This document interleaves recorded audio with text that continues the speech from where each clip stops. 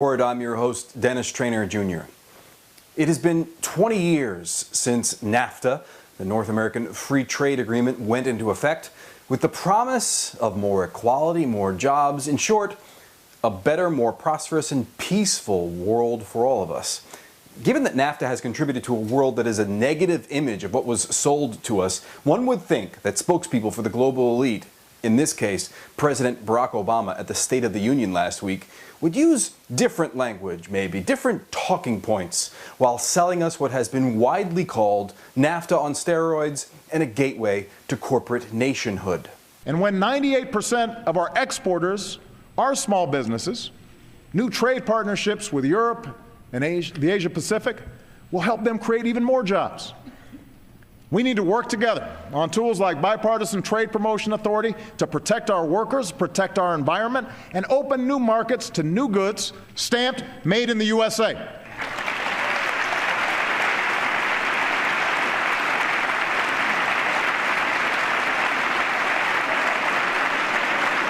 Bipartisan Congressional Trade Priorities Act of 2014 would grant the White House, quote, fast-track authority and effectively eliminate any public debate that would influence the global trade agreement and further empower the 600 or so of the worst corporate citizens in the world to define this so-called trade agreement.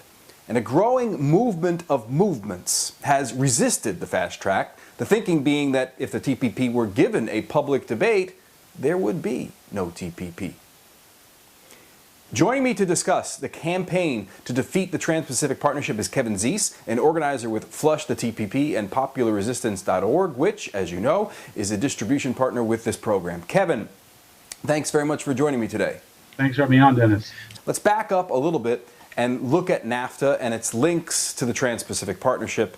Bill Clinton, in a speech given moments before he signed NAFTA into law, described the passage of NAFTA this way. He said, I believe we have made a decision now that will permit us to create an economic order in the world that will promote more growth, more equality, better preservation of the environment, and a greater possibility of world peace. Well, Clinton was right about economic growth, I suppose, except that it has all gone to what we call the 1%. Kevin, as a direct result of NAFTA, how have we contributed with a world that's with more equality, a better preservation of the environment, et cetera? How do we grade the post-NAFTA world? Well, you look at the world post-NAFTA, you see incredible inequality, a wealth divide that continues to grow. And I think that's one reason why you're seeing these revolts around the world, throughout the global south, through Europe, the Middle East.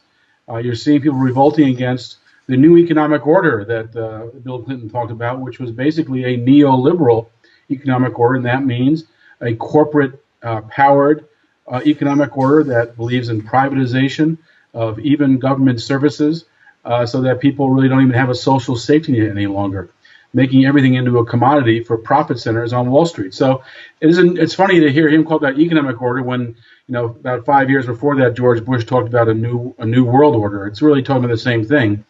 It's a corporate-controlled global economy where corporations are more powerful than governments. So, unfortunately, the roots of many of the problems today can be seen in that NAFTA speech. And by the way, when Clinton made that speech, people were telling him that. There were people who opposed NAFTA who were saying that this was going to lead to less jobs. Now, 20 years later, we can see it lost the United States 1 million jobs, destroyed the agricultural sector of Mexico. It really spurred the whole immigration crisis in the United States by pushing people out of Mexico where the economy was faltering.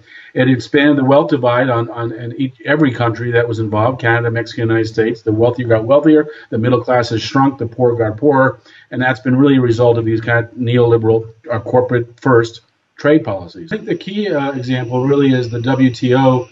WTO became law a year later also, the World Trade Organization. Mm-hmm. And you saw the protests in Seattle in 1999, which really was kind of a good example of a movement of movements coming together. You had environmentalists, you had labor, you had radicals, you had anti-globalizers, anti-corporate people all coming together to really stop the WTO. And that really has been stopped. It's a pretty dysfunctional World Trade Organization since then.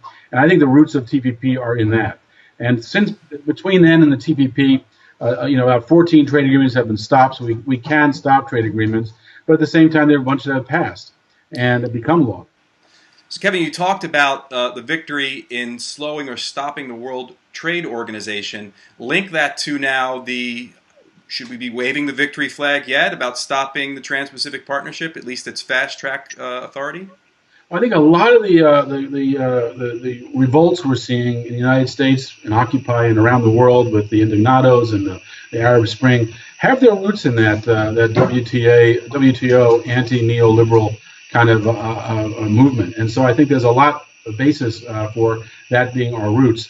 And as far as stopping the TPP goes, it's really been incredible. I think it's one of the more interesting, really interesting movement victories. It's not a total victory yet because it's ongoing. The corporations continue to fight. There are definitely some free traders in both the Democrats and Republican parties. We have to keep fighting. But there's been really incredible progress. And what's unusual about it is it's been done under the radar. The strategy of the TPP advocates was keep it secret. Don't tell anybody what's in it. Don't let anyone know what the details are. And then the next strategy was keep it out of Congress. Let's fast track this so Congress doesn't get a chance to really look at it. There's no debate. There's no public discussion. They got to keep it secret. And so the media played along, the mass media, the corporate media. They didn't report on it. So there's been no major media exposés about what this contains. But the new media, WikiLeaks, the citizens media, citizens groups, some of the people who left over from, who got involved from the 1999 Battle of Seattle, and then new people from Occupy, new people concerned about global trade from environmental and labor and other groups, they've all come together under the radar.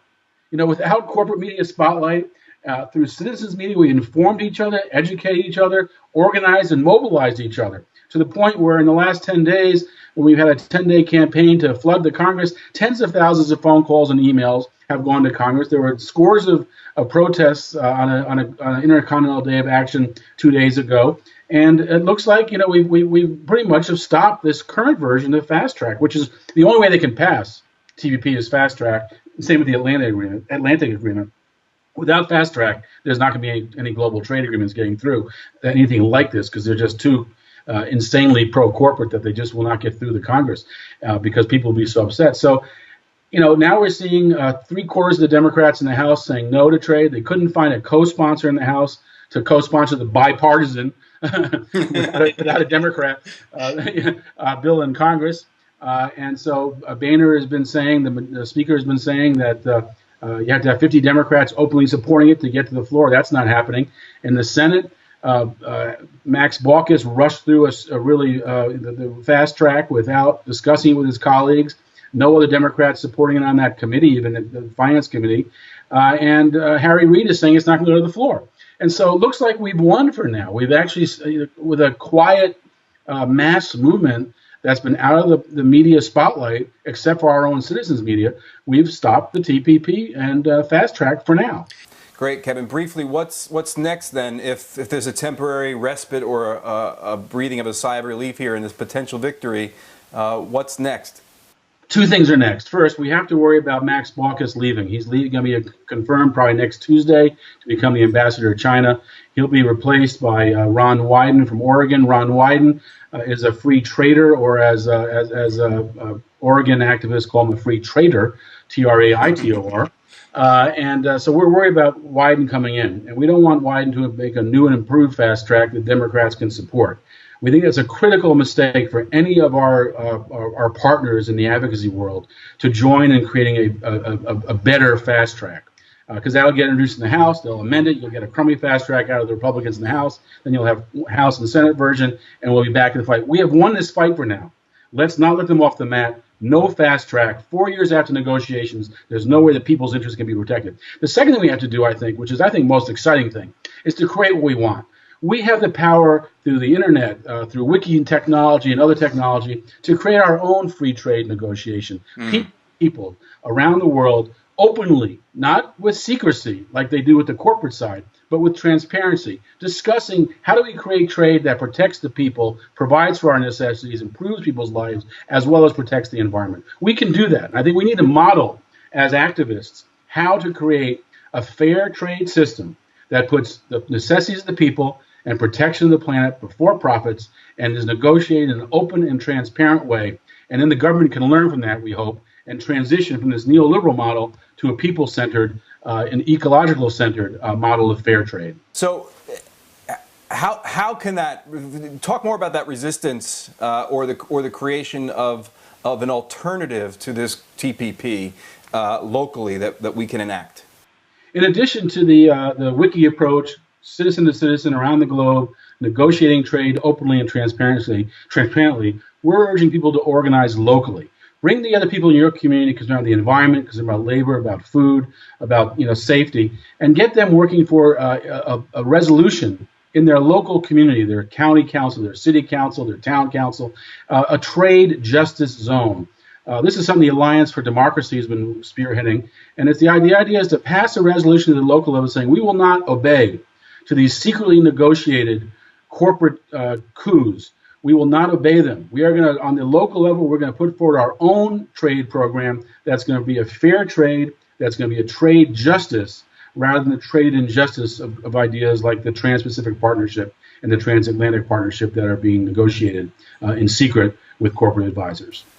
Great. Kevin Zeese from It's Our Economy, Flush the TPP, and of course, popularresistance.org. Thanks very much for talking with me today. Thanks a lot for having me on.